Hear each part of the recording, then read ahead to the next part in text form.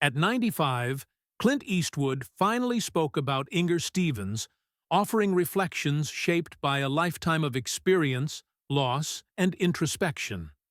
Born Clinton Eastwood Jr. on May 31, 1930, in San Francisco, he grew up during the hardships of the Great Depression, moving frequently as his father searched for work, an instability that quietly forged his self-reliance and stoic demeanor.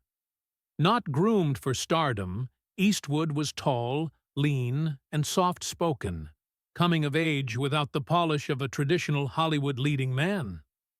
After high school, he held a variety of jobs: lumberjack, lifeguard, gas station attendant, that grounded him in ordinary life and later informed the authenticity of his screen presence. His entry into acting was gradual. After serving in the U.S. Army during the Korean War era, he pursued small roles and study in the 1950s, often struggling in a studio system that found him awkward and unemotional. His breakthrough arrived with television, cast as Rowdy Yates in Rawhide, 1959–1965, where he honed his signature understated style, conveying strength and resolve with minimal dialogue.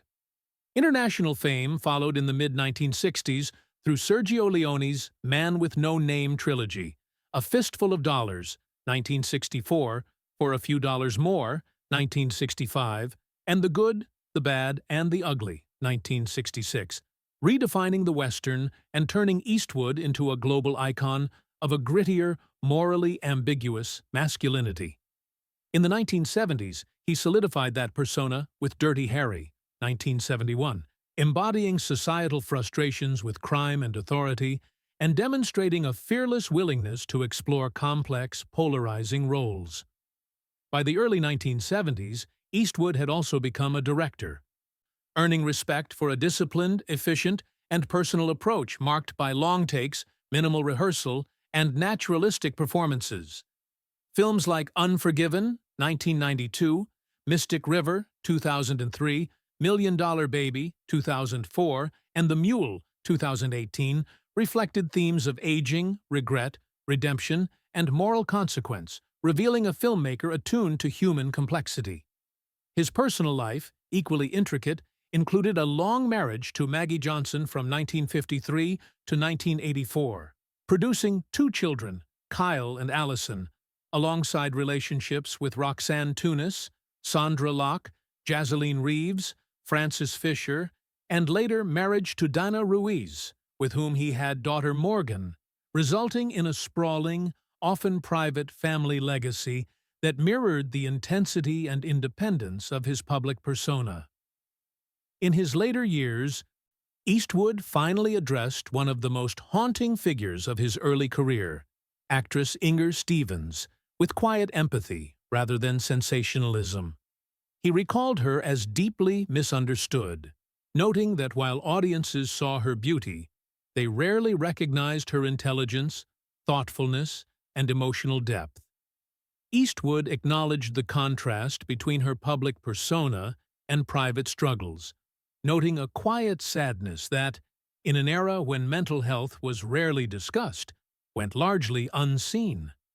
Reflecting on his younger self, Eastwood admitted, "I was younger, focused on my own career, my own ambitions. I didn't understand how much pain someone could hide behind a calm face."